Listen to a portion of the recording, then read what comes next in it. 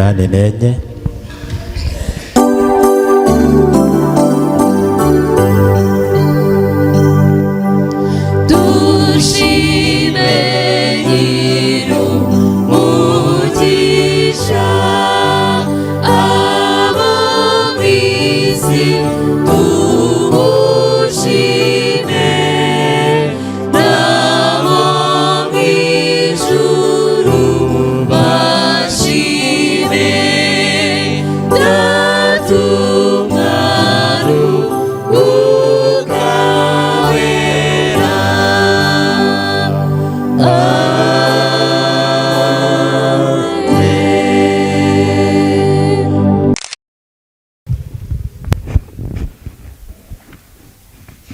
Witeka Mana nziza, tunejejwe cyane n'ibihe byiza tugirira imbere yawe.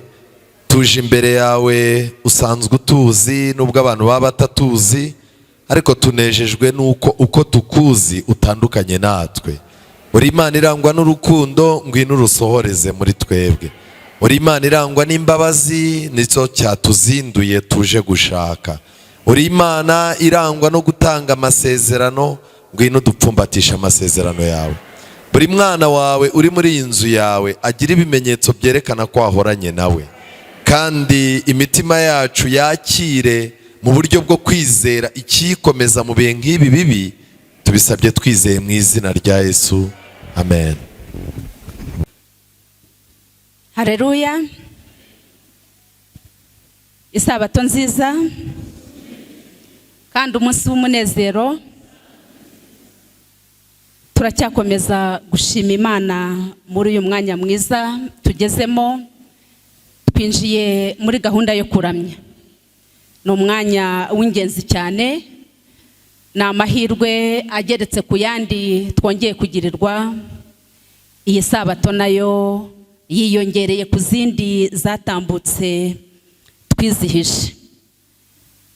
Turacyashima Imana cyane rero, tuyisaba ngo ikomeze kudufasha uyu mwanya tugezemo nawo utubere uw'ingirakamaro. Mpagurutse rero ngira ngo muri iyi gahunda yo kuramya twinjiyemo, tubanze turebe yuko hari abashyitsi bari muri twe. Tukibona ko bari muri twe, turi bubakire.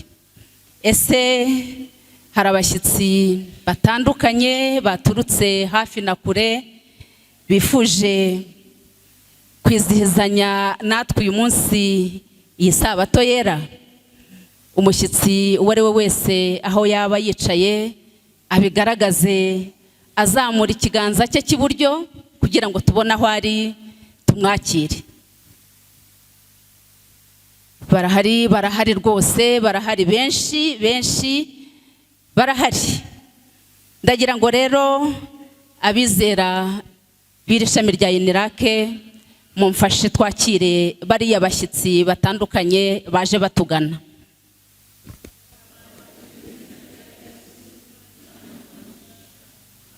Imana baha umugisha, turabishimiye cyane mwahisemo neza kubana natwe kuri iyi sabato.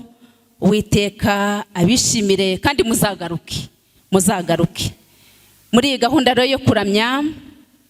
Aha hari itsinda ryaringanijwe kugira ngo ridufashe.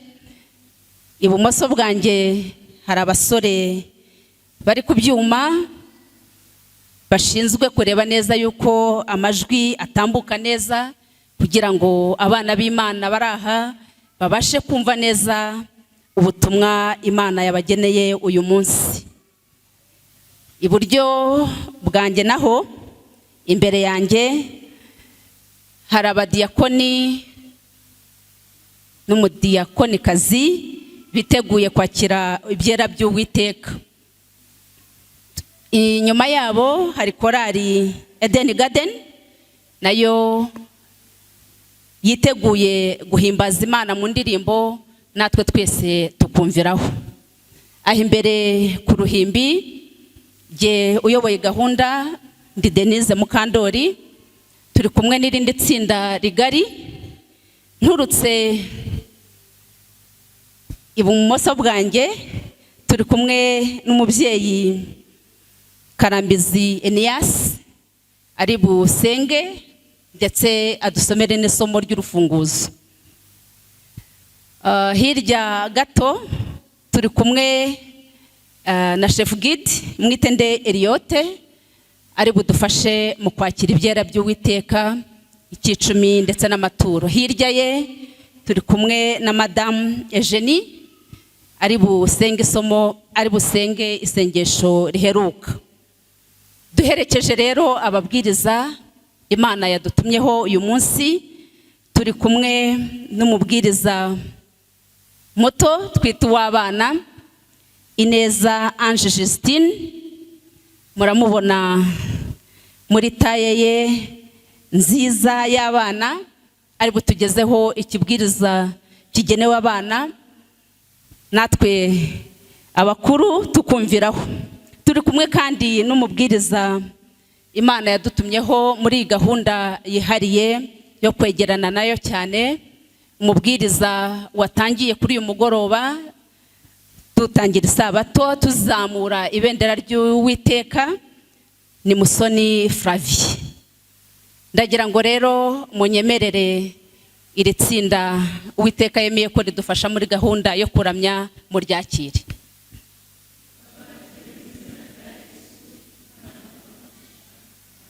Murakoze cyane, Imana duhana umugisha. Isomo ry'urufunguzo turi bwifashishe riri mu Baheburayo igice cya 12 umurongo wa 14 n'uwa 15. Tugiye gutangiza iyi gahunda indirimbo y'131 turi busoze n'138. Uwiteka aduhire twese.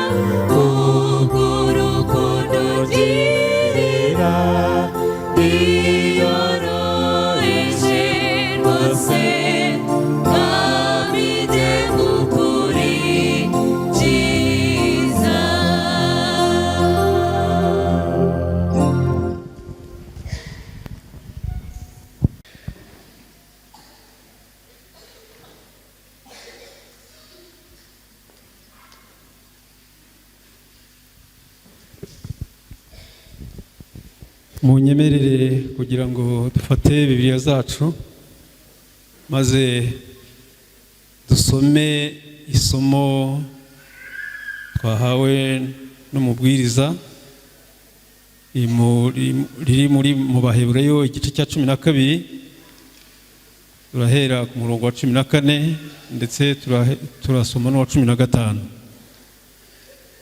Badusome. mugire umwete wo kubana n'abantu bose amahoro n'uwo kwezwa, kuko utejejwe atazareba umwami Imana. Mwirinde hatagira umuntu ugwa akava mu buntu bw'Imana, kandi hatagira umuzi wo gusharirira umera ukahagarika imitima, abenshi bagahumana. Uwiteka ahire ijambo rye. Tugiye gupfukama abari hano imbere, namwe mukomeze muhagaze kugira ngo dushime, kandi n'ushobora gupfukama nawe arapfukama. Adusenge. Nyiri ubushobozi bwose, Data wa twese uri mu ijuru, uri Imana, urera kandi urakiranuka, izina ryawe rihimbazwe. Tuje tuvuye hirya no hino dufite intimba z'ibyaha. Uyu mwanya turakurarize kugira ngo uze udukize, kuko kuva kera wagiye udufasha mu buzima bwacu. N'uyu munsi turakurarize kugira ngo uze udukize icyaha, maze uduhe kurusha kubana nawe no ku bugufi bwawe, kugira ngo ubwo tugiye kwakira ijambo ryawe turyakire twejejwe nawe. Turakwinginze ngo ubane n'ubugingo bwacu. Tukwishyize mu biganza ngo utweze kandi utuboneze, udutunganize kuzagera iwawe mu bwami bwawe.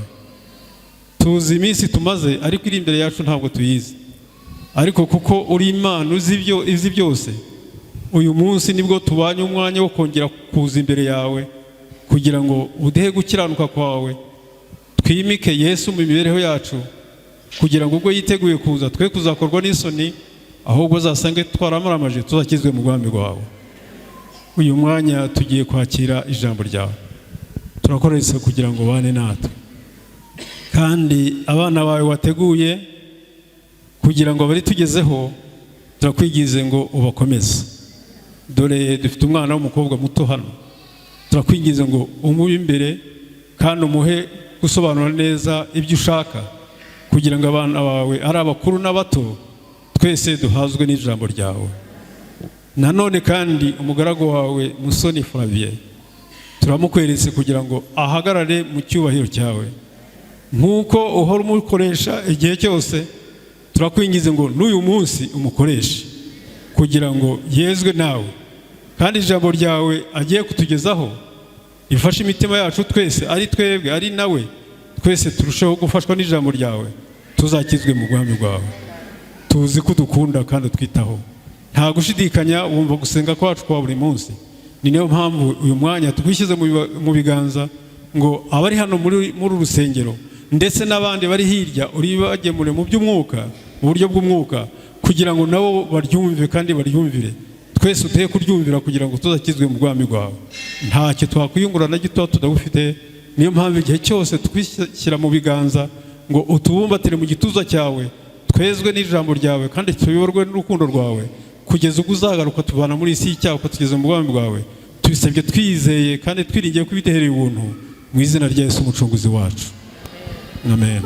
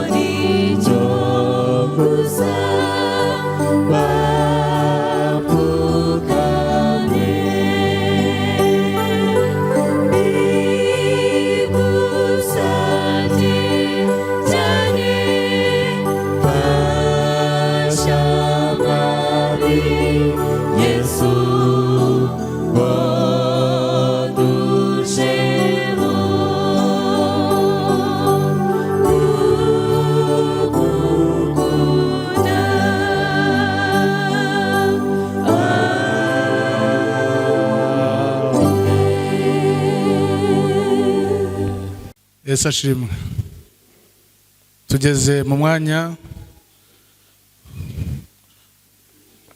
wo gutanga amaturo no kugarura kimwe mu icumi. Abafite igitabo cy'amigisho murareba paje ya 84, Isabato ya 23 kuwa 7 Kamena 2025. Gahunda yo kugarura icya 10 no gutura amaturo. Pastor yaratinze. Ndatebuka sintinde kwitondera ibyo wategetse. Zaburi 119 umurongo wa 60.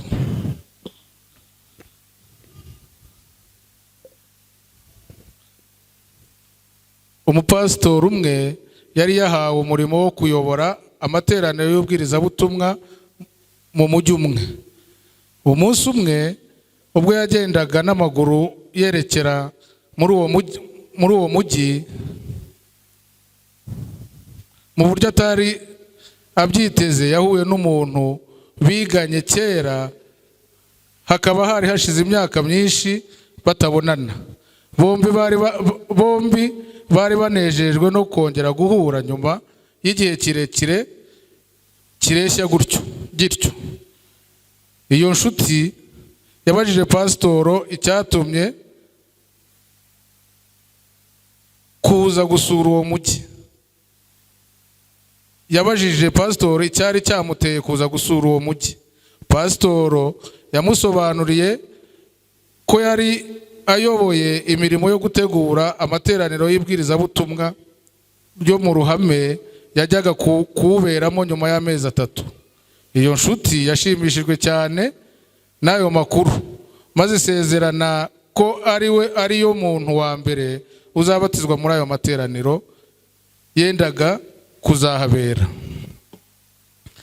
Ubwuzu bw'iyo nshuti ye bwemeje umutima wa pasitoro ko inshuti ishobora kuba yari yemeye irarika ry'ako kanya rimusaba kwegurira Yesu ubuzima bwe.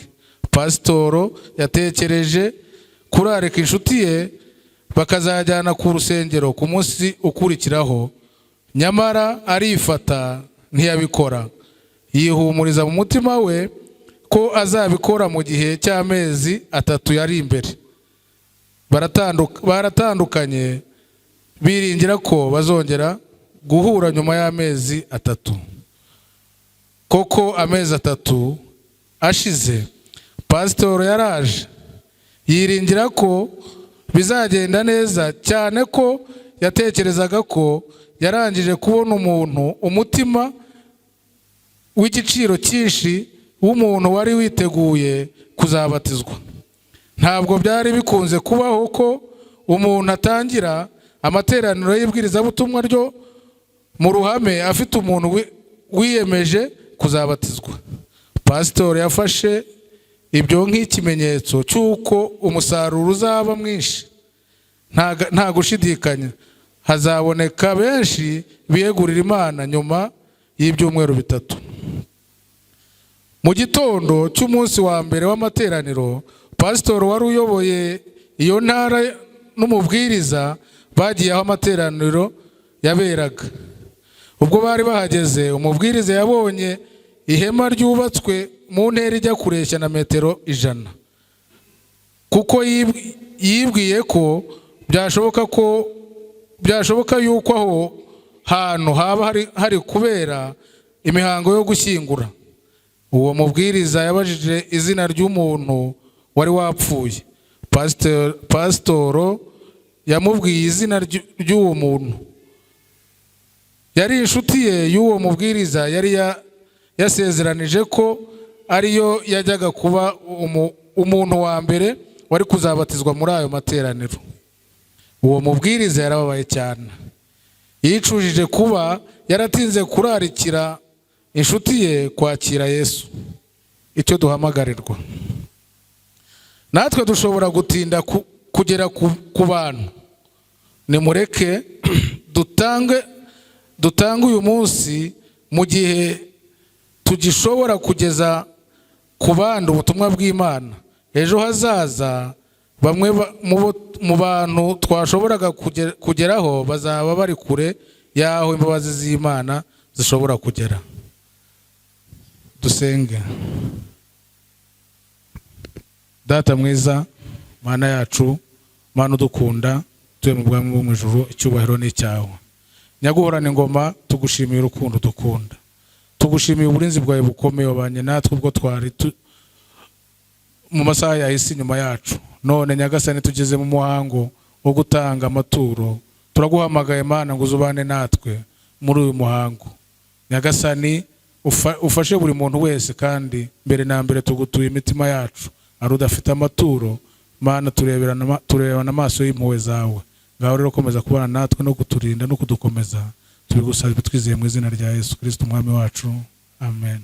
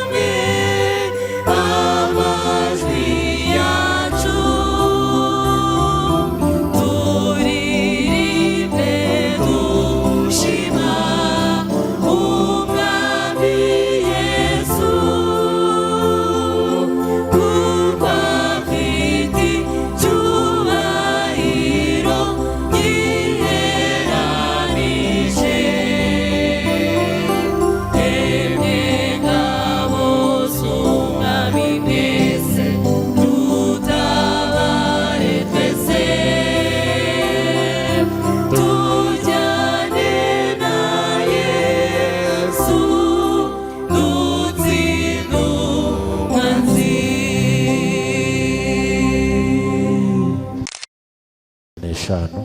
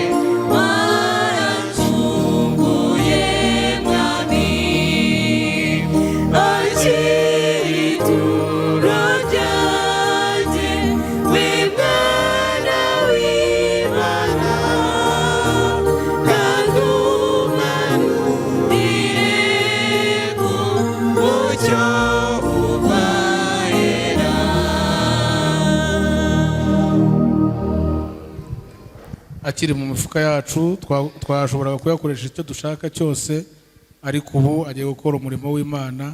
Izina ry'Imana rihabwe icyubahiro. Yesu ni we Musa rutayobya, Yesu ni marimu kabikaba, Yesu ni marite tekabigakomera, nutinye kuko mw'ijuru hari Imana. Pfukama usenge ibyawe byose ubiragize Imana, yiteguye kumva isengesho ryawe. Amen.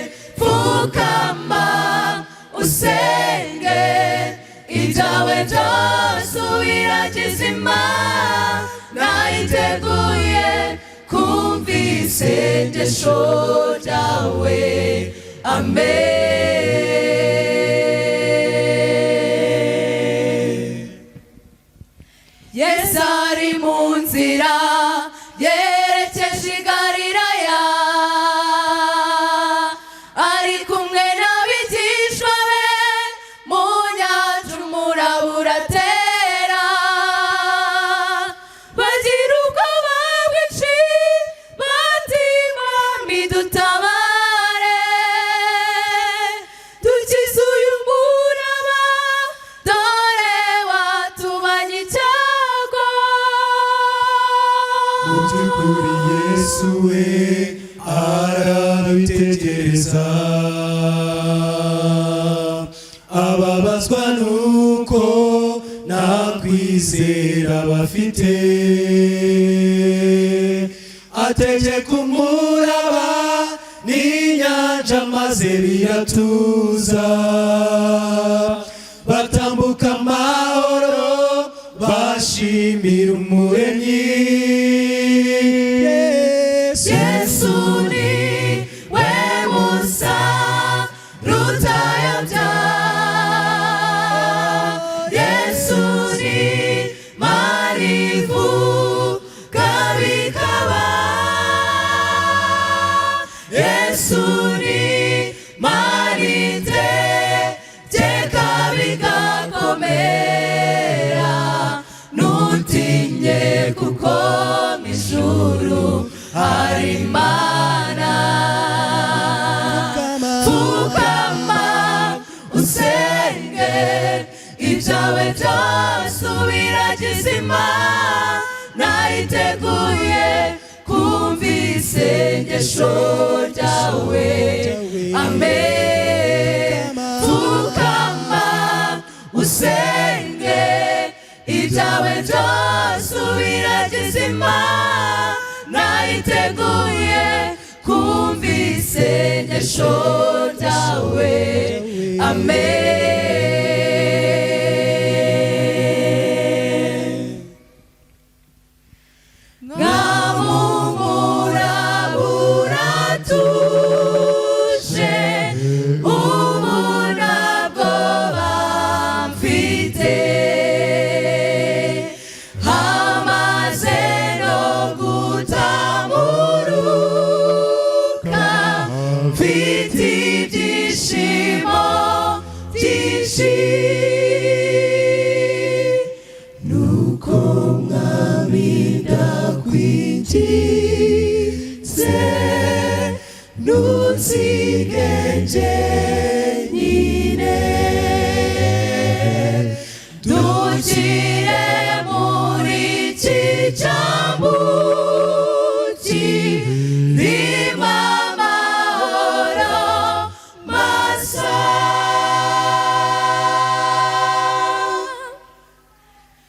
Yesu ni we Musa rutayobya, Yesu ni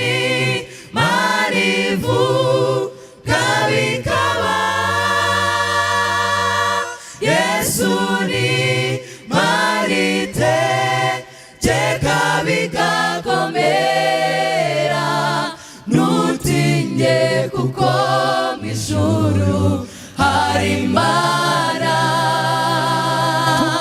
Pfukama usenge ibyawe byose ubiragize Imana iteguye kumva isengesho ryawe.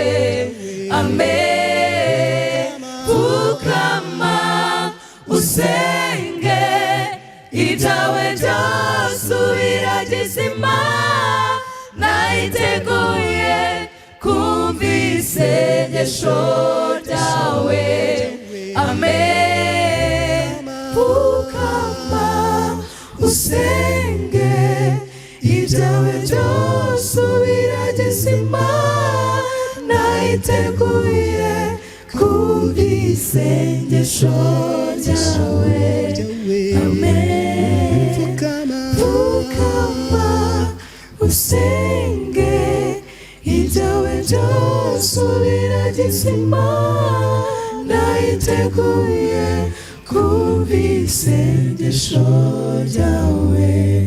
Amen.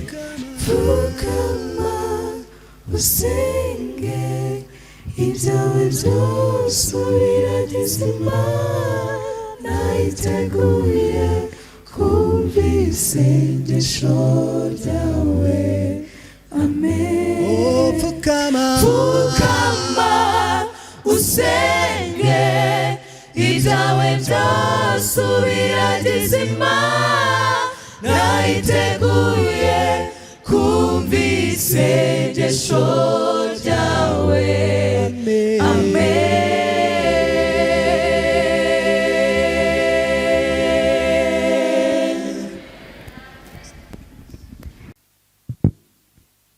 Sabato nziza, munsi w'umunezero. Nitwa Ineza Ange Justine, tugiye kuganira ku cyigisho gifite umutwe uvuga ngo ubutumwa Imana yoherereje abantu, ariko cyane cyane wowe. Dusenge. Uwiteka Mana yacu, tugushimiye ko waturinze tugejeje aka kanya tugihumeka kuhimbarizwa. Tugiye kumva ijambo ryawe, tugirire umumaro, ntidutahe uko twaje, kandi tubabarire ibyaha byacu. Ukomeze kutweza, ukomeze kudufasha byo turi bukore byose, mu izina rya Yesu. Amen. Nk'uko mubizi, uno munsi turi ku isabato y'ubutabazi, ariko ntabwo bivuze ko isabato y'ubutabazi ariyo yonyine umuntu ashobora gutabara abandi cyangwa gufasha abandi. Ahubwo dukwiriye gufasha abandi igihe bibaye ngombwa yuko tubafasha. Mureke dusome muri Matayo igice cya 25 umurongo wa 31 kugeza ku wa 46. Ariko kubw'igihe gito dufite turasoma uwa 40 wonyine.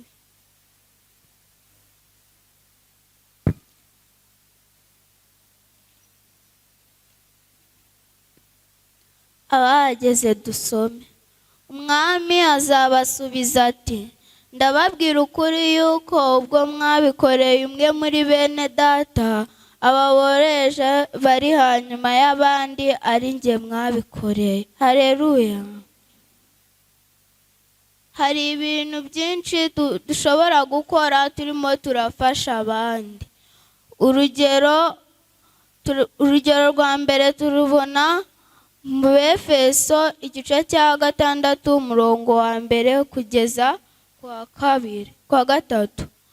Mwatwa abana haravuga ngo, bana mujye mwumvira ababyeyi banyu mu mwami wacu, kuko ari byo bibakwiriye. Mwubahe so na nyoko, ryo ni ryo tegeko rya mbere ririmo isezerano, kugira ngo ubone amahoro uramire mu isi.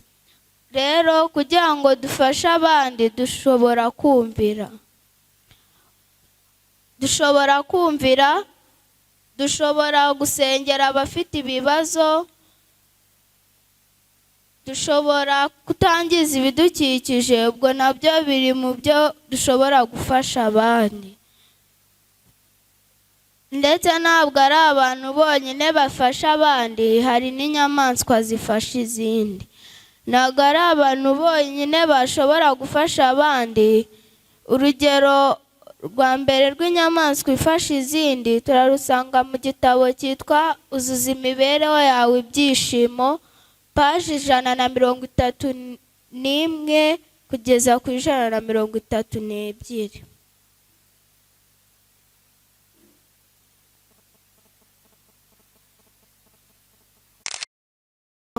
Mbese wamenye ko hari inyamaswa zimwe na zimwe zifasha izindi nyamaswa? Urugero, dolphine ishobora gufasha mwene wabo irwaye cyangwa yakomeretse. Iroga ikibira mu mazi munsi yayo, ikayisunika ikayigeza hejuru y'amazi aho ishobora guhumeka. Biyisaba kubikora amasaha menshi kugira ngo iyirohore iyikize. Urugero rwa kabiri, ikirura iyo cyabonye umuhigo gishyira inyama zene wabo zitagiye guhiga. Urugero rwa gatatu, imbwa nyinshi zifasha abantu cyane. Inyinshi muri zo zigumira iruhande rw'imiryango yazoroye, zikabana nayo mu budahemuka. Hari imbwa ziyobora abantu batabona ari b'impumyi. Izindi zikurura ibyo abantu bagenderaho ku rubura ari rwo neje. Kugeza ubu hariho imbwa zirinda ingo cyangwa zikajya zikina n'abana. None se niba inyamaswa zishobora gufasha abantu, natwe ntituguye kugenza dutyo? Buri somo rya nyuma riraboneka muri Tito igice cya 3 umurongo wa 1 kugeza ku wa 2.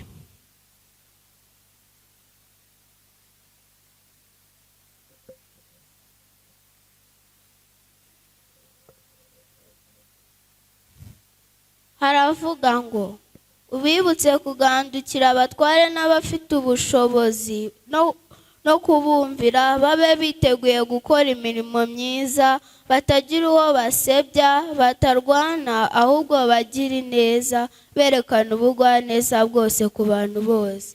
Mukomeze kugira isabato nziza. Haleluya. Nongeye kubifuriza isabato nziza. Reka ndebe abantu twazindukanye mu gitondo kare twari turi kumwe. Imana ibaha umugisha cyane. Abo twabanye mu gitondo twize kandi Imana yabanye natwe. Uyu mwanya rero ni umwanya udasanzwe wo kwiga ijambo ry'Imana. Nkuko babibabwiye, nitwa Musoni Flavien, ndumwizera wo ku Muhima, kandi abantu benshi bari hano Imana ibaha umugisha, baje gushaka Imana. Uyu mwanya dufitanye icyigisho cyiza gifite insanganyamatsiko ivuga ngo wikwigira ishyano utazahura n'ishyano. Wikwigira iki? Wikwigira ishyano utazahura n'iki? Ishyano. Ubu iyo tuvuze ijambo ishyano, abantu bahita bumva bishoboka kuba ari nk'umukobwa turimo kubwira, ndetse harimo abavuga bati reka nta mugabo waba ishyano bibaho se. Ariko aho imeruka itugejeje, buri muntu wese wigira ishyano azabona iki? Azabona ishyano. Bibiliya itubwira neza ko igihe Satani yirukanwaga mu ijuru, mu gitabo cy'Ibyahishuwe, ijuru ryatanze itangazo riravuga ngo wasiwe namwe mwanyanja mwe mugushije iki? Ishyano. Igihe cyose habonetse umwanya wa Satani mu mitima yacu, byanga byakunda Satani nawe ubwawe azaguhindura ishyano. Bibiliya iratangaje. Nari ndimo kureba muri Zaburi ya 71. Muri Zaburi ya 71, buriya Dawidi ni umuntu wajyaga wandika amagambo akomeye, kandi amagambo ye nkunda kuyasoma cyane. Dawidi ubwe yaricaye, Mwuka w'Imana aramugenderera. Dawidi yerekana ko uko abantu bamubona atari ko ari. Abantu babonaga Dawidi ari umuntu w'Imana udakora icyaha. Abantu babonaga Dawidi ari umuntu uhora mu buzima anezerewe. abantu babonaga Dawidi bakavuga bati uko biri kose yavukiye mu rugo rwiza, yakuze neza, ntiyakuze yandavura. Dawidi baramubonaga bakavuga bati uyu muntu yarakwiriye kuba umwami, ndetse iyo bamurebaga babonaga nta manyanga agira. Dawidi yakwegera abantu akabona abantu barifuza kumera nkawe, abantu barifuza kumufatiraho urugero, abantu barifuza gufatira urugero ku rugo rwe. Ariko Dawidi yakurikira icyo ijambo ry'Imana rivuga, yareba uko abana be babayeho, yabona uko abayeho, yabona ubuzima yaciyemo, Dawidi ayoberwa ibyo bintu aho biva. Abantu bari baramugize munini, bari baramugize umuntu ukomeye udasanzwe. Umurongo wa 7, Zaburi 71, Dawidi aravuga ngo ndi ishyano ritangaza benshi, ariko ni wowe buhungiro bwanjye bukomeye. Amen. Yaravuze ati abantu iyo bandebye abona ndi ishyano, ndi umuntu udasanzwe, ndi umuntu udakomeye. Umuntu ukomeye, abantu baba bifuza kumera nkanjye, abantu baba bumva bifuza kunsuhuza, baba bumva bifuza kuba inshuti nanjye. Yewe abantu baragiye bangira umuntu udasanzwe, ndi ishyano rikomeye gutyo. Ariko nawe yibuka yuko akeneye ubuhungiro mu Mana. Arangije aravuga ngo nubwo ndi ishyano ritangaza benshi, ariko ni wowe buhungiro bwanjye bukomeye. Ndagira ngo nganirize abakobwa n'abahungu baraha, nganirize abanyamafaranga baraha, nganirize abanyamashuri muri hano, nganirize abantu bazi ko bari mu isi ngo bavuga rikagera gute rikijyana, nganirize abakobwa bazi ko bafite amasura meza, n'abagore bafite ingo zirimo abana beza basobanutse. Nubona abantu bakubwiye ko umaze kuba ishyano rikomeye, uzakenera ubuhungiro, kuko isi yamanukiwe n'iki? N'ishyano.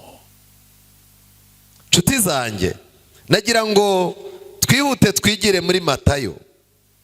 Muri Matayo igice, katwigire muri Matayo igice cya 18.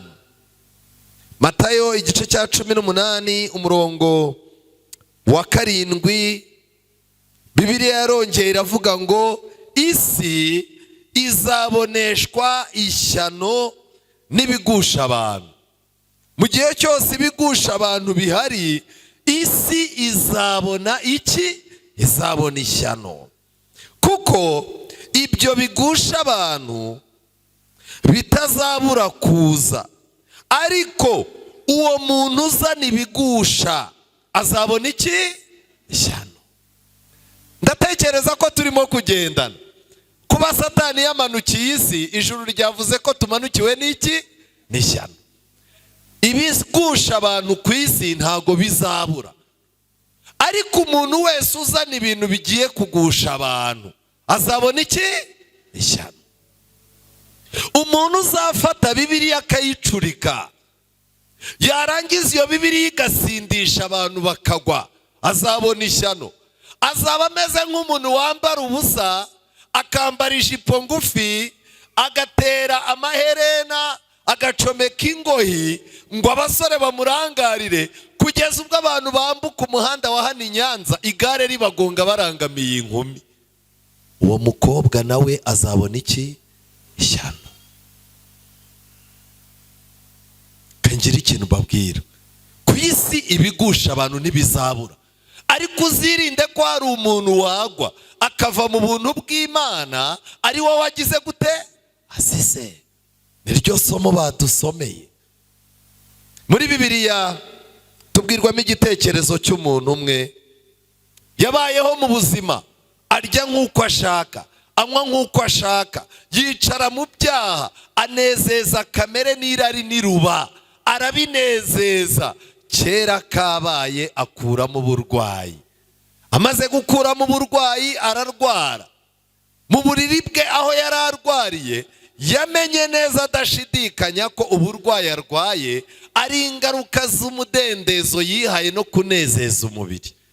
uyu muntu rero amaze kurwara inshuti zamushizeho, asigarana inshuti nkeya. Cyokoze izo nshuti nkeya ziramufasha, ndetse mu myaka myinshi yari yararwaye, igihe kiza kugera hanyuma y'ibyo haba iminsi mikuru muri Yohana igice cya 5. Iyo minsi mikuru ibaye y'Abayuda, nuko Yesu agiye Yerusalemu, kandi Yerusalemu bugufi bw'irembo ry'intama hari ikidendezi mu Ruheburayo cyitwaga Betesida, cyariho amabaraza 5. Mu magambo make habagaho abarwayi b'amoko, categories 5 z'abarwayi. Buriya nagira ngo mbabwire ngo ahantu Imana ikiriza abantu haba hari abarwayi b'amoko 5, ariko muri abo barwayi bose uba ari bukire n'ufite ubushake bwo kugira gute, bwo gukira. Rimwe na rimwe byagaragaraga yuko marayika yamanukaga akajya muri icyo kidendezi agahindura amazi. Umuntu umwe wagwagamo rero niwe wakiraga. Hari umuntu umwe wari ufite indwara yarayimaranye imyaka 38. Yesu amubonye aryamye, amenya yuko uwo muntu amaze igihe kirekire agize gute, arwaye. Icyo nshimira Yesu, Yesu ntabwo ameze nk'abaganga bakubaza ngo ugereranyije wafashwe ryari, wafashwe byagenze gute. Reka da, Yesu iyo akurebye amenya iminsi urwaye. Niki cyakubwira iminsi urwaye uko ingana? Ufata iminsi wabanyemo na Yesu ugakura iminsi wamaze ugenda wenyine udafite Yesu, umenya igihe umaze ugize gute, urwaye. Igihe umaze urwaye ubusambanye kirangana n'itariki wahuriyemo na Yesu, ukuyemo iminsi wamaze ugenda ugendeshwa n'umubiri utajyana na Yesu. Biroroshye kubibara biroroshye cyane kubibara. Iminsi umaze mu businzi irangana n'iminsi wamaze wihishe ujya kunywa inzoga wihishe, ukuyemo itariki wahuriyeho nande, na Yesu. Uyu muntu baganira na Yesu, baraganira, ariko Yesu ageraho aramwitegereza, abona amagambo uwo muntu arimo kuvuga ntajyanye n'ibyo Yesu amubaza. Yesu aramubwira ngo byuka wikorere uburiri bwawe ugende. Iri tegeko rya Yesu ryaragiye rijya mu matwi, rijya mu mutima, ririnjira rigera mu ngingo no mu musokoro. Wa muntu agerageje guhaguruka birakunda, arahaguruka. Amen. Iyo Yesu muhuye atanga itegeko rikinjira rikagenda rikagera no mu misemburo y'ubuzima bwawe. Abantu barakazwaga n'ubusa, haboneka imbaraga ikontorora imisemburo yawe y'uburakari.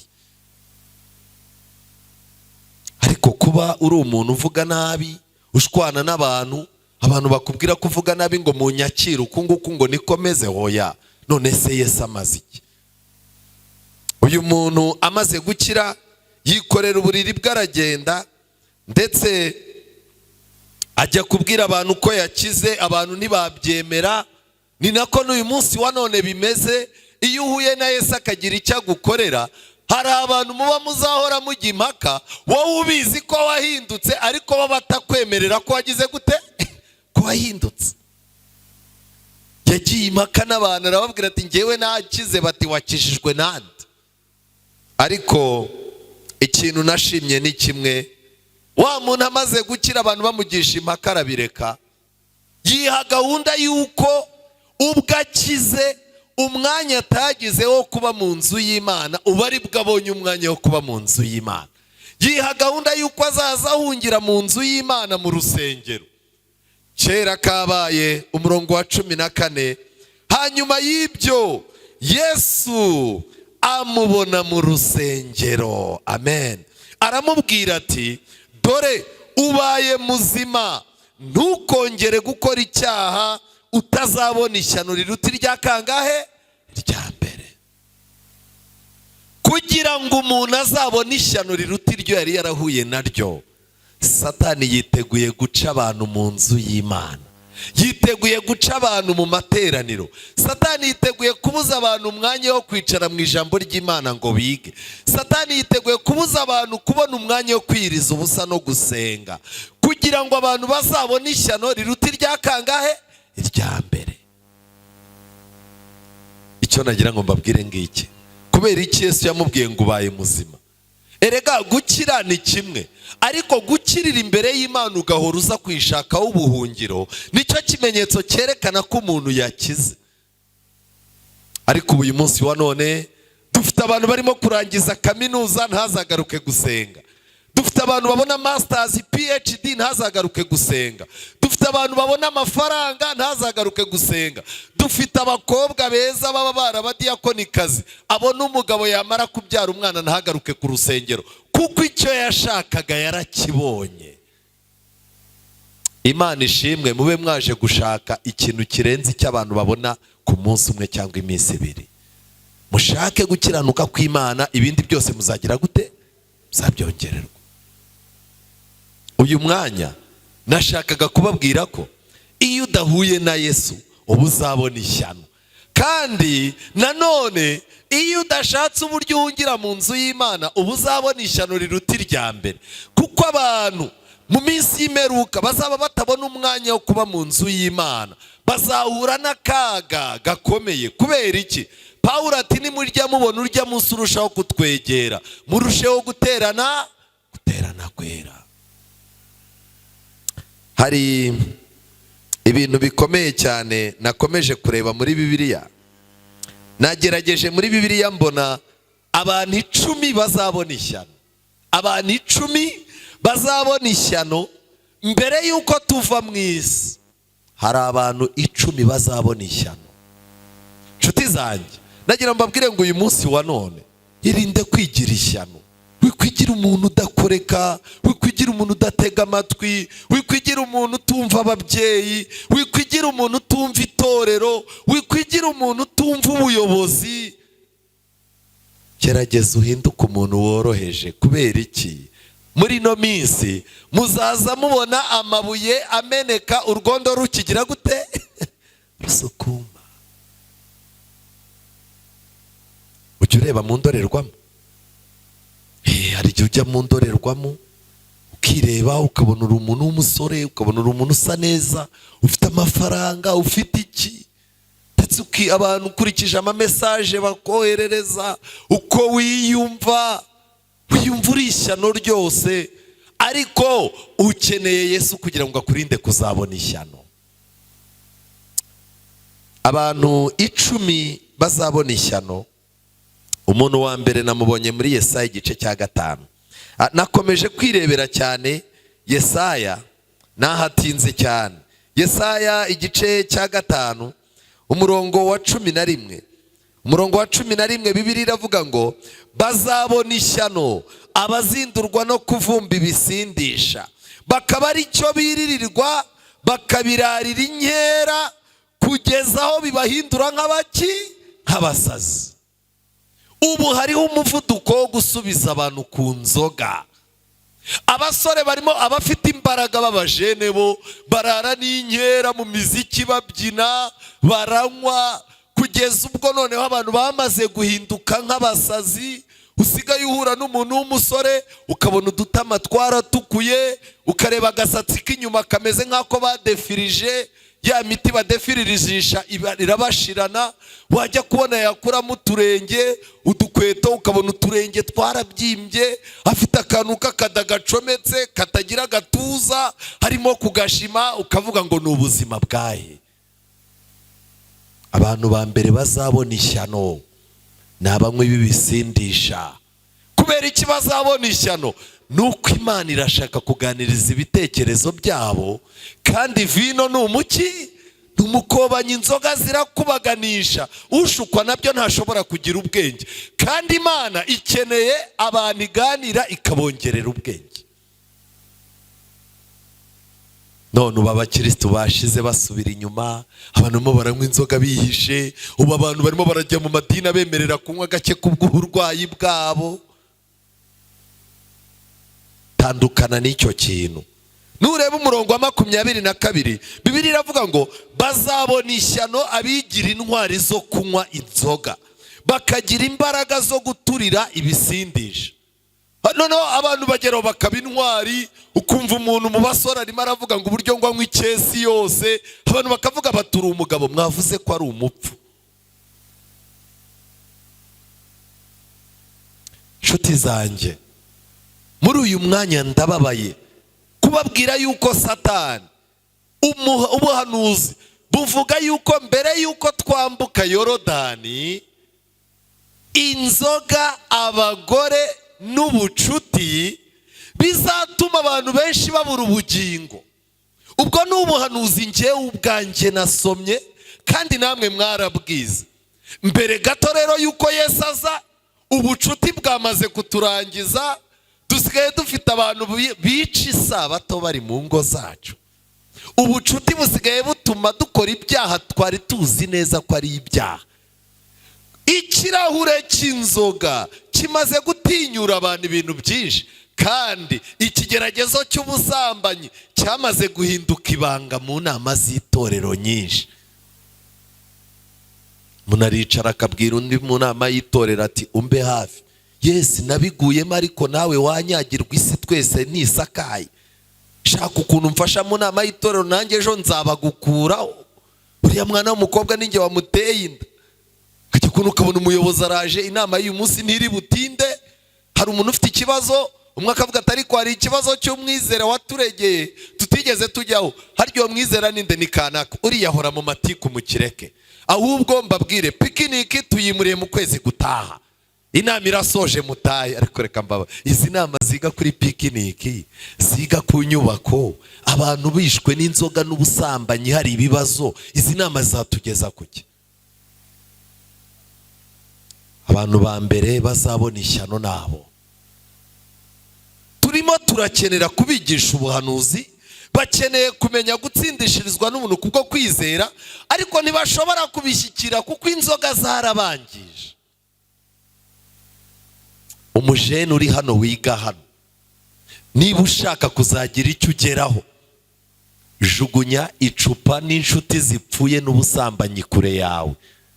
Mu myaka 5 tuzahura umbwira ko umuti wakoze. Ibyo bintu bitatu bijugunye kure, urebe ko utazabaho neza. Abantu ba kabiri bazabona ishyano, wirebere muri Bibiliya yawe Yesaya 5:18. Bazabona ishyano abakururisha gukiranirwa ingeso zabo mbi nk'ukuruza umugozi, bakurura n'icyaha nk'ukurura umurunga w'igare. Abantu bazabona ishyano ni abantu bafite icyaha kimwe cyabananiye kukireka, bagahora bakururana nacyo. Umuntu yakururanye n'icyaha muri segonderi, baramwigisha ngo akireke biranga, icyaha agitegana bize, akizana i Nyanza muri kaminuza, ubu arakicaranye aracyakururana nacyo. Najya gukora ubukwe, mu byo azatwara mu bishyingiranwa, n'icyaha cye kizaba kigize gute? Kirimo. Kangira ikintu mbabwira, kuba ububi tubumazemo imyaka myinshi ntabwo wari umugambi w'Imana, ahubwo twebwe ibyaha dufitemo inyungu kubireka byaratunaniye.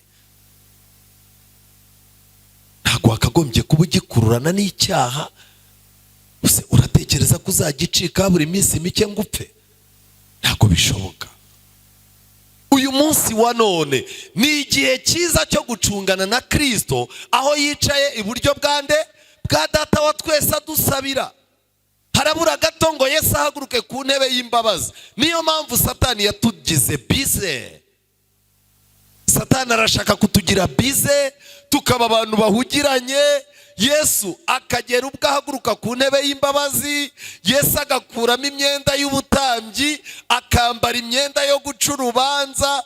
Kristo namara guhindura imyenda, nibwo Satani nawe azaduhindurira intekerezo, atubwira ati ngaho nimutangire musabe Imana imbabazi. Igihe kirahari ngo abantu bazataka, ariko ntibazagira gute?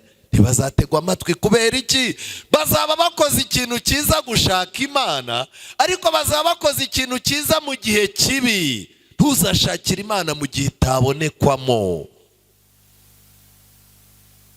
Ndabinginze mwa basore mwe, jugunya umwanda utazabona ishyano, kuko iki cyaha urimo kuzunguzanya nacyo uzisanga ukibanye umugabo cyangwa umugore ugifite. bizarangira utangiye konsa abana, umwana wawe wa mbere ushyize ku ibere yonke cya cyaha, natangira gukura ubone cya cyaha muri wowe cyageze no mu wowe wabyaye. Jugunya. Abantu ba gatatu bazabona ishyano. Komeza wigire ku murongo wa 20. Bazabona ishyano abita ikibi cyiza n'icyiza bakacyita ikibi. Umwijima bawushyira mu cyimbo cy'umucyo n'umucyo bakawushyira mu cyimbo cy'umwijima.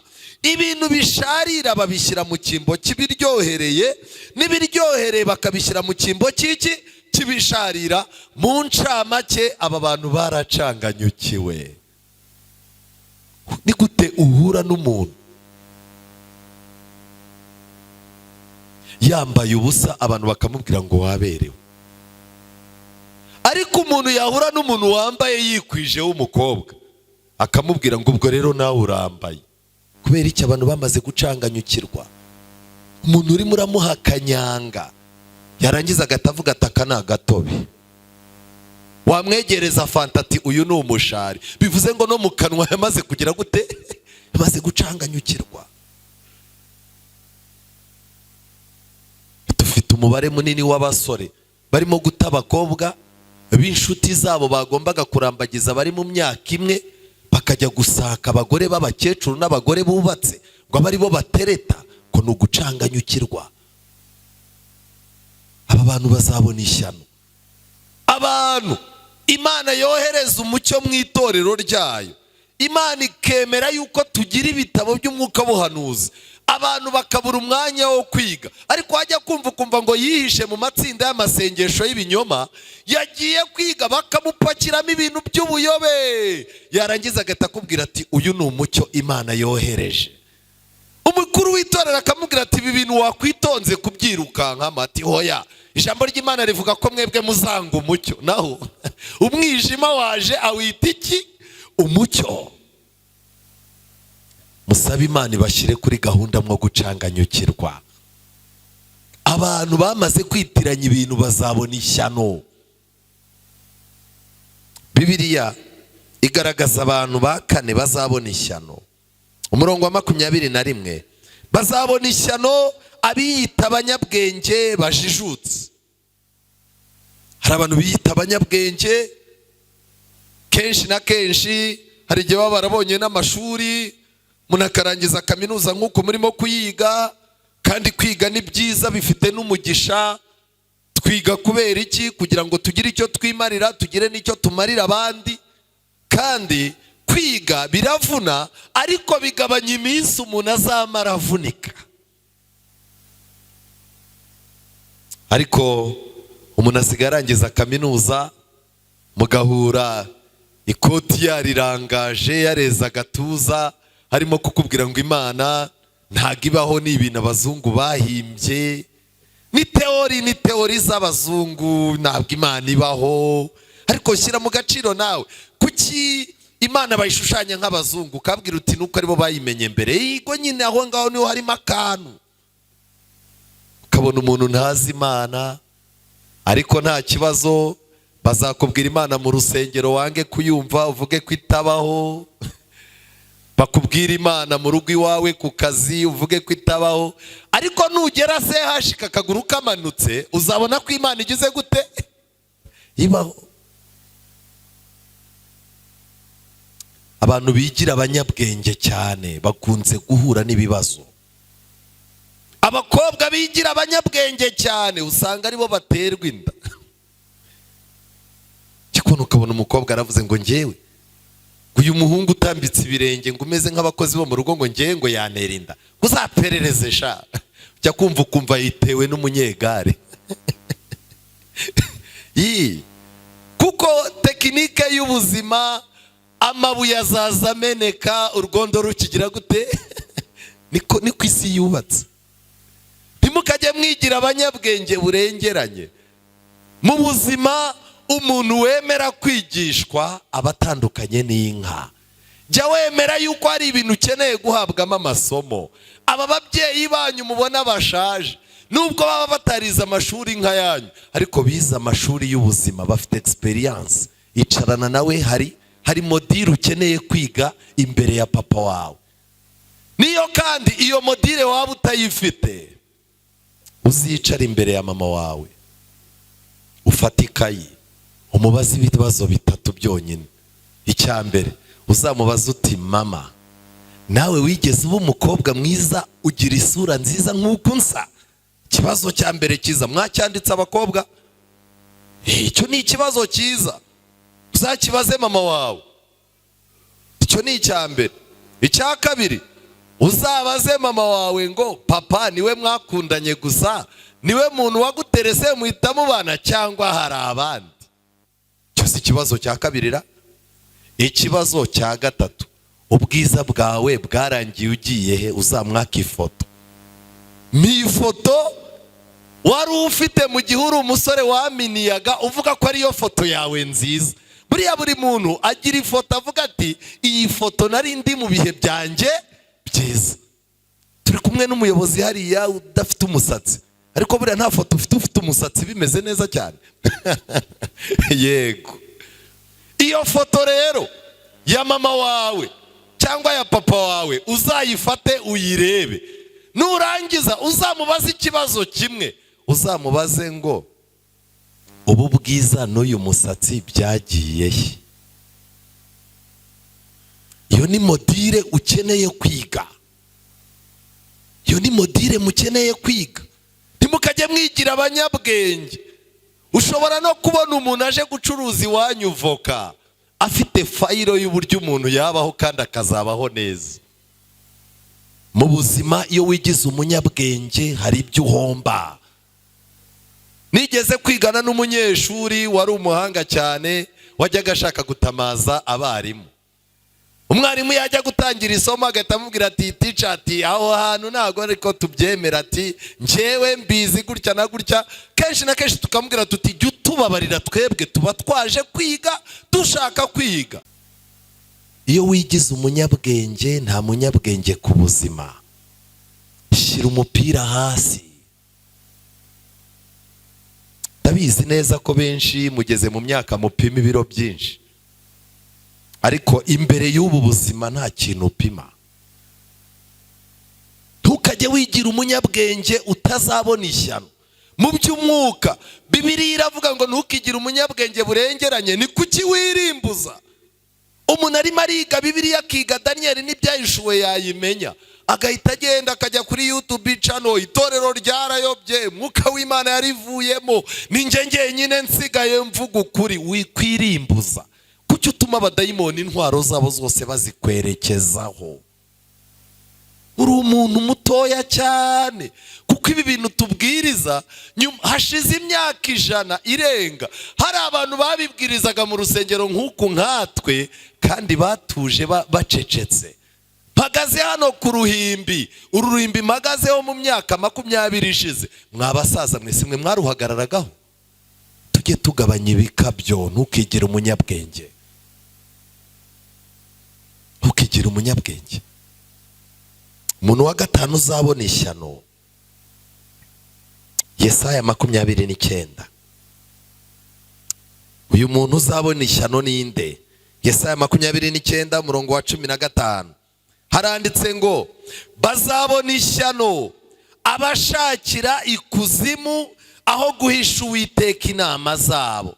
Imirimo yabo ikaba mu mwijima, bakibwira bati, ninde utureba? Kandi bati, utuzi ninde? Ibintu bibiri. Iri somo rirerekana abantu bazabona ishyano. Ni abantu bahaguruka hano akavuga ati, i Nyanza bose baranzi. Ariko ndamutse neze nkajya nk'Icyangugu, Icyangugu nta muntu uhanzi. Icyangugu nafata icupa nkarinywa kuko ndarikumbuye. Kandi ndamutse nshatse nasohokana n'umukobwa w'inshuti yanjye, hariya nta bantu bagize gute banzi. Kenshi na kenshi hari n'igihe umuntu akubitamo ibirineti, agakubitamo uruntu rw'urukoti n'ibintu by'ibikweto, agahita akubitamo uruntu rw'urugofero akarumanura, agahenge ku rutugu, abantu ntibamenye ko ari inde, ari kanaka utambutse. Ariko ikintu cyanteye ubwoba, umara kwikorera icyaha, uvuga uti izi karitsiye muri iyi mihanda nta muntu uhanzi, umuntu agahita kwegera akakubwira ati korari yanyu ko mudaheruka gusohora indirimbo byagenze gute? Umaze kwiyakira iki? Inzoga. Umuntu agahita akubwira ati korari yanyu ariko nta ndirimbo muheruka. Ugakanguka ugahita uvuga uti se burya n'inaha bagize gute? Baranzi. Aburahamu yageze mu Egiputa abwira umugore ati kugira ngo tubeho hano birasaba yuko utongera kundeba nk'umugabo wawe, nanjye ntago ndi bwongere kukureba nk'umugore wanjye. Babaraje bati uyu mukobwa ari ahantu muzi. Aburahamu ati yego. Mupfana iki? Ni mushiki wanjye. Umwami ko yamukunze. Yamukunze. Uzi ukuntu mushiki wawe afite isura nziza? Ndabizi. None urumva twakora iki? Mugende mugitekereze. Umwami ati rero ubwo ari kumwe na musaza we mumupangira inkwano, musaza wagire gute? Azifate. Aburahamu agira ngo ni imikino, agiye ko nabona inkwano bagize gute? Barazizanye. Yarazanze? Oya, yarazifashe. Ajya gusenga abwira Imana ati kubizi ko umugore ari we nacungiragaho bakaba bamuntwaye. Imana iti rero wabirangayemo ariko ndi bukwaranje. Bigeze ninjoro Imana yohereza umumarayika ajya mu cyumba. Umugabo wakoze ubukwe asezerera abantu, agiye kujya kuryama asanga marayika n'inkota nk'uko muri Edeni byari bimeze. Aburahamu Adamu yirukanwa. Arangije abaza marayika ati bimeze gute? Marayika ati uwo ni umugore, musubiza umugabo we. Ikibazo cyari icyande? Cyari icy'Aburahamu? Ikibazo cyari icy'umwami witiranye umugore n'umukobwa. Umwami ahamagaza Aburahamu ati nakuvumbuye, kubera iki utambwiye ibyawe y'ukuri ari umugore wawe? Aburahamu yamusubije ngo iki? Muze gusoma Bibiliya. Narinzi yuko ndi kure ahantu kubaha Imana kutagira gute? Kutagera. Umwami aramubwira ati rero baguha ibyo ushaka byose, ufate umugore wawe umvire mu gihugu ntunakiraremo. Aburahamu barazamutse. Imana irababara kuko yari hatakaje amanota 3. Byasabye Imana koherezayo ubukurikiye Isaka. Isaka nawe akora amanyanga nk'aya Aburahamu yagize gute? Yakoze. Esheke abo babyeyi babiri bagize, Imana yayikuyeho yoherejeho Yosefu. Yosefu niwe Imana yohereje, aratsinda, ahanagura amafuti y'abo bakurambere babiri, azamukana intsinzi. None nagira ngo nkubaze, wari uzi yuko ari ikosa rikomeye kwibwira ngo ninde unzi kandi ninde undeba? Yesaya igice cya 29. Kuva uyu munsi ujye umenya ko ahantu hose uri umudugudu wubatswe ku mpinga z'iki? Y'umusozi. Nimugoroba nasomaga muri iki gitabo cyitwa Ibihamya by'Itorero uburyo Satani yapanze kwangiza abahungu n'abakobwa mu nzu zitunganyirizwamo imisatsi. Ndabisomye ndumirwa. Umwanya wose Satani aprofise yiciramo umuntu. Hari igihe uba wicaye mu mutwe, umuntu arimo kugufura mu mutwe, abagabo baraha n'abasore baraha, ukabona umuntu arimo arakanda inyuma, akamanura akaboko mu gatuza, ukaniha kabiri, yarangiza akakubwira atari ku bundi bugira umugore. None se abareba uzi ko imitsi yo mu mutwe y'inyuma yamaze kwifunga, ubwo barimo kukubwira ati umugore ni njye. Abakobwa bari muri salon de coiffure, umuntu arimo kukubwira ati rero ibi bintu bagusokoje bigendana n'ingohi z'incomekano. Ubuse nk'ibi bintu byafuta ariko ubundi uri umuturage wahe, ubundi ugira umuntu kureba, ugira umuntu kurebera. Wajya ko nukabona yegereye ingo atangiye kuzikura muti wizikora wati n'ubundi waje ndeka. Ubu dufite abantu bangirikiye mu nzu zitunganyirizwamo umusatsi, ku buryo ijambo yabwiwe n'umuntu utunganya umusatsi n'iyi nama y'itorero yasenga ikamanura ibihamya ntacyo byagira gute? Ntacyo byamara. Yangiritse mu minota mike amarana n'umuntu wogosha. Igitabo Ibihamya by'Itorero harimo umugabo watandukanye n'umugore we kubera ko umukozi wo mu rugo yamuzaniraga inkweto avuye ku kazi, yarangiza akamuha utuzi dushyushya akarambikamo ibirenge, yarangiza akamukora mu mutwe. Umugabo akavuga ati afazari.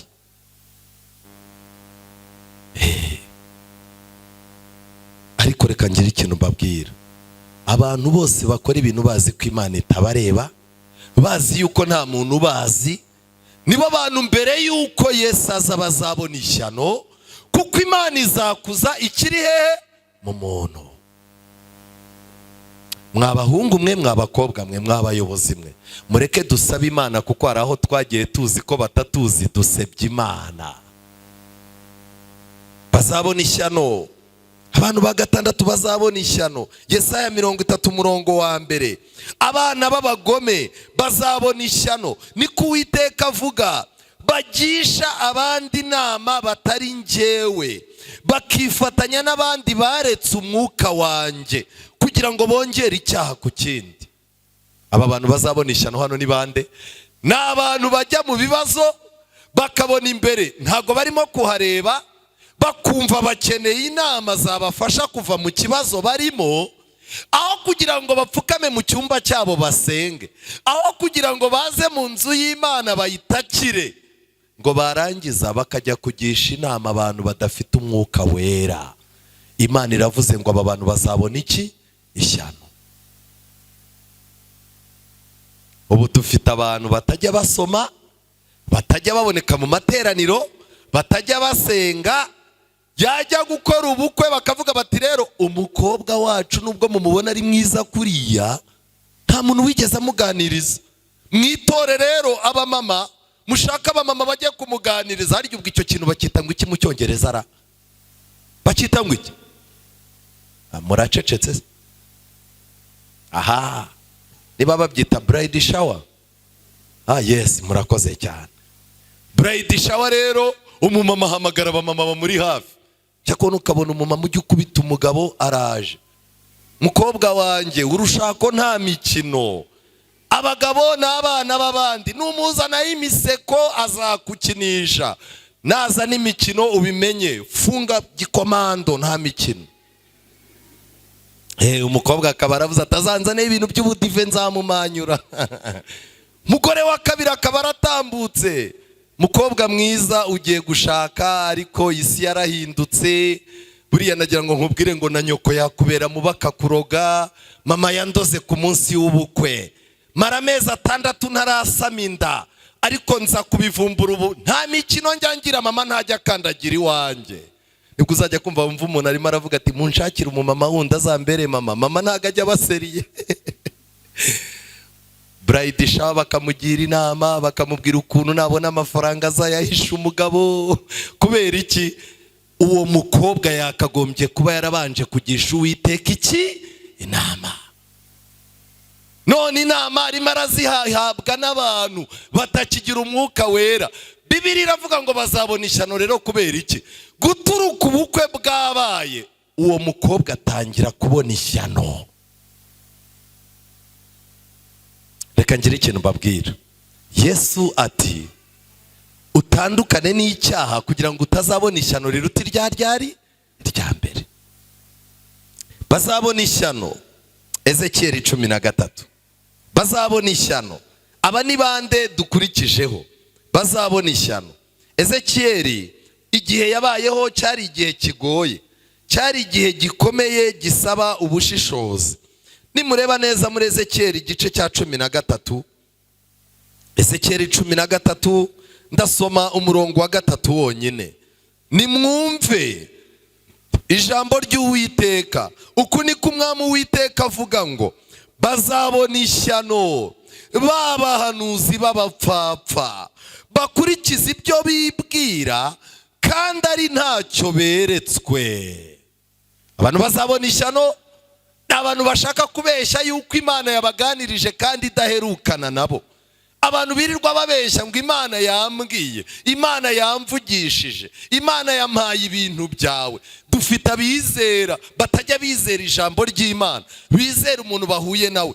Umuntu akakureba yambaye ikoti na Bibiliya. Yesu ashimwe cyane, ahimbazwe. Niko muko ko mbona urimo kugenda nkaba mbona usa n'ugenda ufite ikibazo. Hari umukobwa waba ufite imyaka 29 ugenda nta kibazo ra? 29 uteretse utari muzima, ariko 29 uba ufite iki? Ikibazo. Yarangiza akakubwira ati kandi Imana inyeretse yuko na wa wundi wagutaye azabyicuza, kuko Imana igusiza amavuta y'igikundiro. Amena. Hari umuntu wagira imyaka 29 ataragira uwatera indobo cyangwa wowe batarayigutera. Yarangiza akakubwira ati uzashaka amafaranga undebe, nkwereke uko dusenga, twirukane inyatsi n'imivumo n'imikoshi byose, Imana itunganya urugendo rwawe. Kandi mo ndakureba uzaba umugore ukomeye ku buryo amahanga yose azaza yugama munsi yawe. Umukobwa agashyuha mu mutwe rero, mu rusengero nta kihikoza, arimo ariruka mu matsinda nk'ayo ngayo. Imana irimo iravuga ngo abandi bantu bazabona ishyano. Ni abantu birirwa bahimba ibintu mu mitima yabo, ariko bahura n'abantu bose bakababwira ngo beretswe, mbere yuko Yesu agaruka. Abahanuzi b'ibinyoma Imana izakuza ikiri muri bo, bazabona ishyano, kuko basenye ingo nyinshi, bagiye batuma hari abantu babana ijuru ritabahuje. Imana irambwiye ngo wa mukobwa we, uriya musaza nubwo umupinga, nubwo uriya musaza apfushije abagore 3 kandi ubwo bapfuye bicwa na sida, Imana irambwiye ngo ntuzabona amahoro utabanye n'uriya musaza. Kandi dore n'ikimenyimenyi, umuntu mukundane ejo bundi ubukwe buzapfa, ukundane n'undi ubukwe bupfe, kugeza igihe uzabana na muzehe. Muzehe aho aragahita avuga ati Yesu ashimwe cyane. Ariko reka ngire ikintu mbabwira, ibi bintu bizarangira gute? Bazabona ishyano. Abantu bazabona ishyano bandi. Hosea igice cya 7 umurongo wa 13, Bibiliya ivuga ko abantu bayembayembye Imana ikababura nabo bazabona ishyano. Kuyembayemba, kwereka umuntu ko hari, ariko ukamucika mu mayeri, ntamenye uko wagize gute, ntamenye uko wagiye.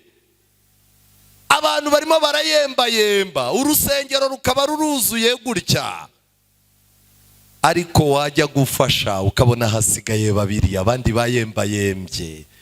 Mu materaniro mu mibyizi haza bangahe baba bayembayembye, kugeza igihe umuntu azakubeshya agasigara mu bitabo by'idini, ariko mu bitabo by'ijuru atanditse.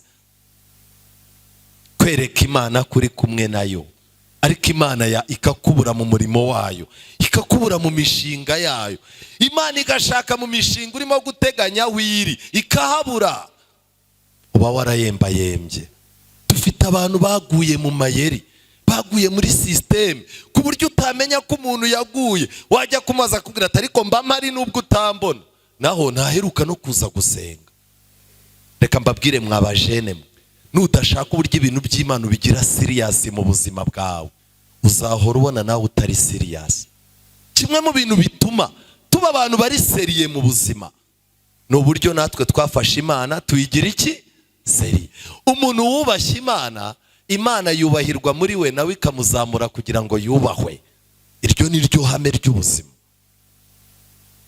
Bazabona ishyano abagendeye mu nzira ya Kayini, bakirukira mu cyaha cya Balamu cyo gushaka gukura mu bintu by'Imana amafaranga, barangiza bakagendera mu bugome bwa Kora, bakigaragambya mu nkambi y'Imana nk'uko Kora yigaragambije, bagateza umutekano muke mu makorari, bagateza umwuka mubi mu nama y'itorero.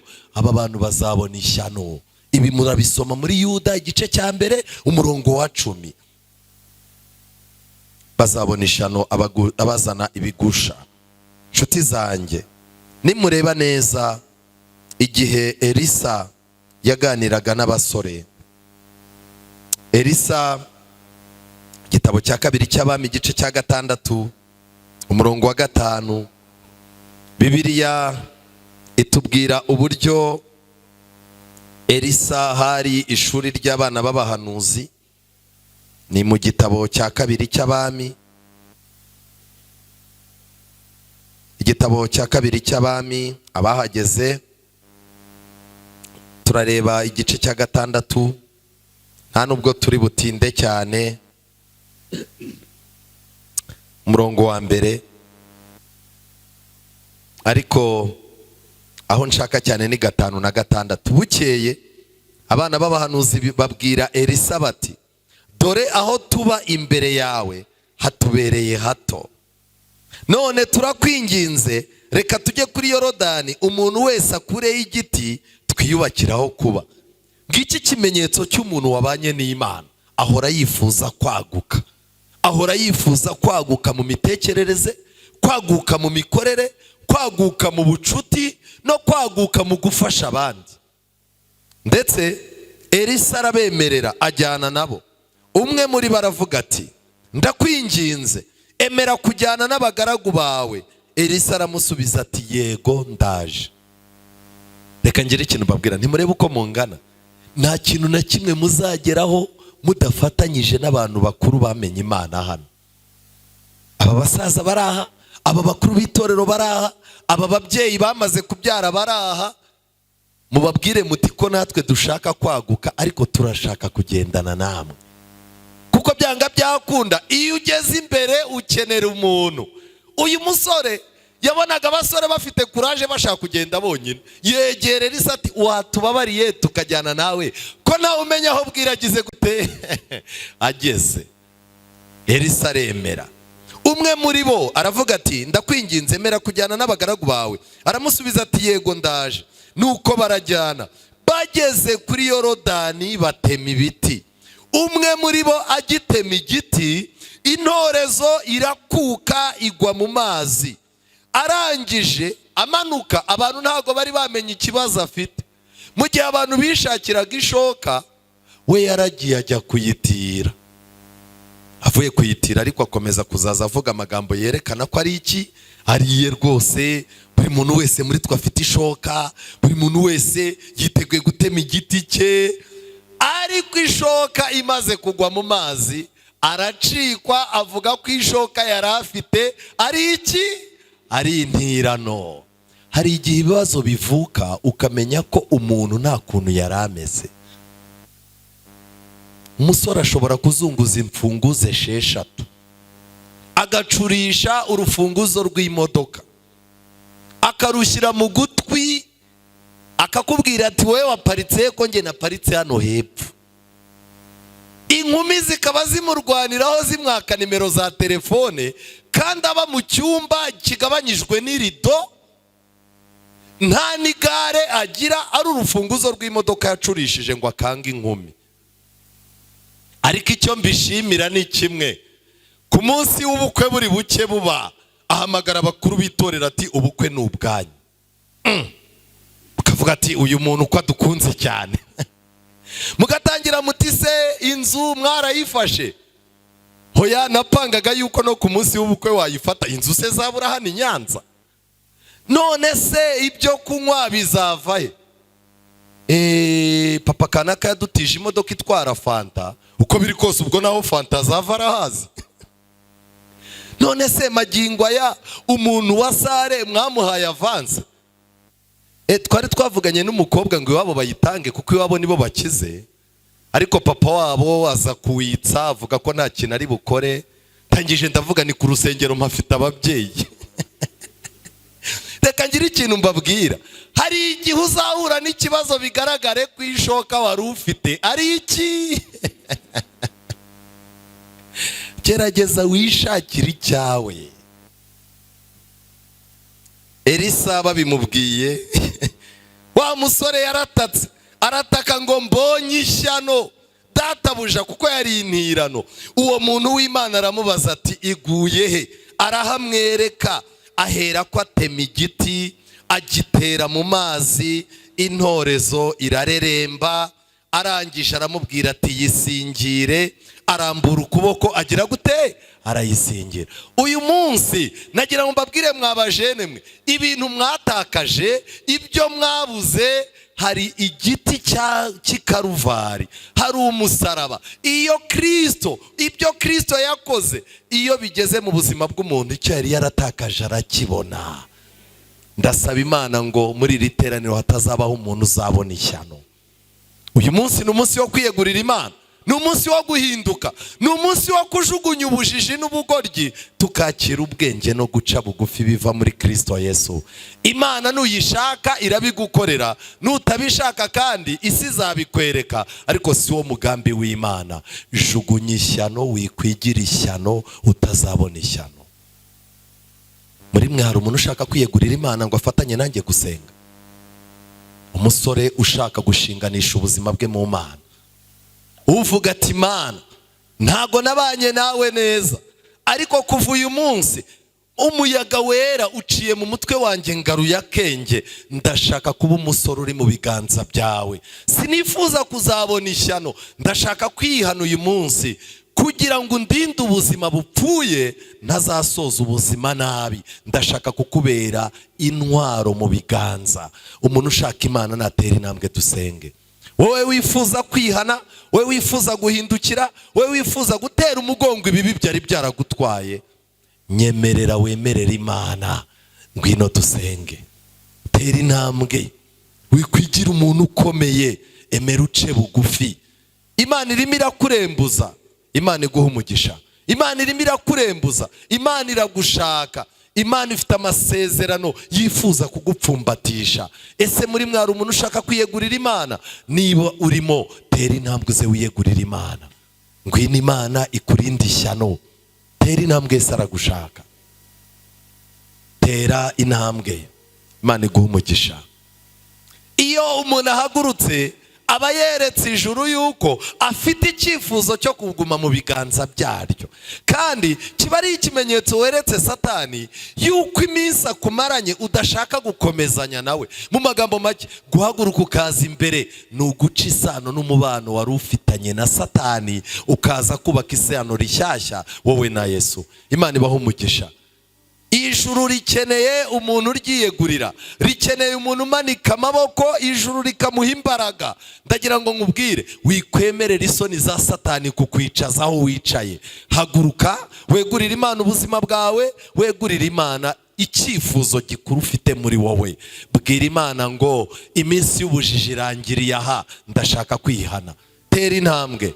Abayobozi b'indirimbo badufashe, tugiye guhaguruka turirimba indirimbo y'138. Mu gihe iyo ndirimbo irimo twese duhagurutse, utsindwa n'ijambo ry'Imana tera intambwe ze. Uyu ni umunsi mwiza wo kujya mu biganza by'Imana, ni igihe cyiza cyo tera intambwe uze. Yesu aragushaka. Tera intambwe, Yesu aragushaka. Imana ibaho umugisha barimo kwiyegurira Imana. Imana ibaho umugisha. Imana ibaho umugisha. Indirimbo y'138 twese duhagurutse, indirimbo yacu isoza. Iyi ndirimbo uyihaniremo, usabiremo Imana imbabazi, kandi niwumva ari byiza utera intambwe uzi imbere, dufatanye gusenga.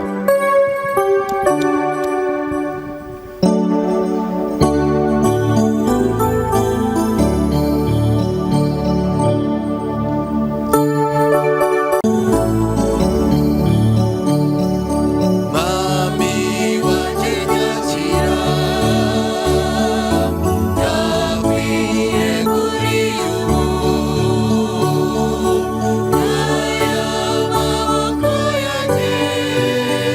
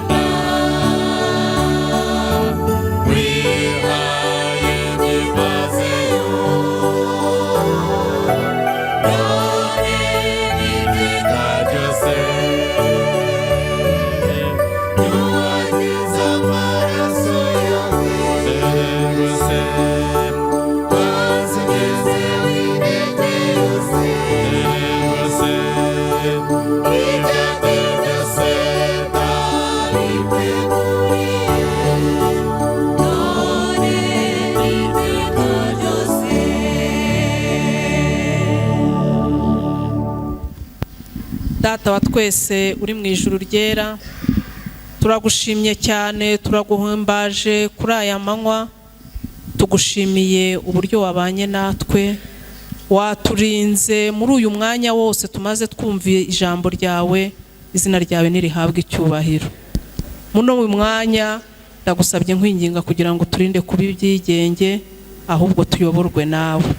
Abana bawe barakwiyeguriye, ariko umwanzi Satani ntaba yishimye, sabye nkwinginga kugira ngo bari ubayobora.